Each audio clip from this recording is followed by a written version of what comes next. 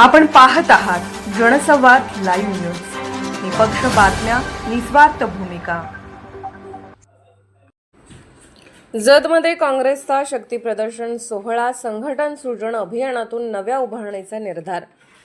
काँग्रेस पक्षाच्या संघटन सृजन अभियान अंतर्गत सांगली जिल्ह्यासाठी नियुक्त निरीक्षकांचे जत तालुका काँग्रेस कमिटीच्या वतीने जल्लोषात स्वागत करत पक्षाने आपली ताकद पुन्हा एकदा दाखवून दिली. या कार्यक्रमामुळे तालुक्यातील राजकीय वातावरणात चांगलीच रंगत निर्माण झाली. माननीय आमदार थोटा लक्ष्मीकांतराव, पुण्याच्या माजी महापौर व आमदार श्रीमती दीप्ती चौधरी तसेच प्रदेश सरचिटणीस राजेंद्र शेलार यांच्या उपस्थितीने कार्यक्रमाला विशेष वजन प्राप्त झाले. मान्यवरांच्या सत्कारानंतर कार्यकर्त्यांमध्ये नवचैतन्य आणि उत्साहाची लाट उसळली.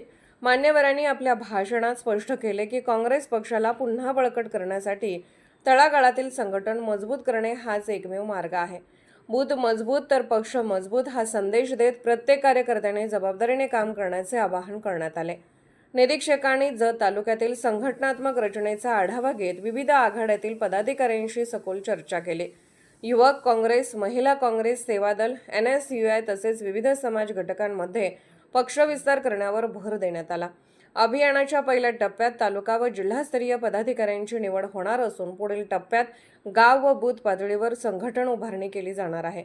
यासाठी विशेष प्रशिक्षण शिबिराद्वारे कार्यकर्त्यांनी सज्ज करण्याची तयारी सुरू असल्याचेही सांगण्यात आले. जत हा तालुका काँग्रेसचा पारंपरिक बालेकिल्ला असल्याचा उल्लेख करत माननीय आमदार विक्रमसिंह सावंत यांनी पक्षाचा झेंडा पुन्हा दिमाखात फडकवण्यासाठी सर्वांनी एक दिलाने काम करण्याची वेळ आली आहे, असे ठामपणे सांगितले.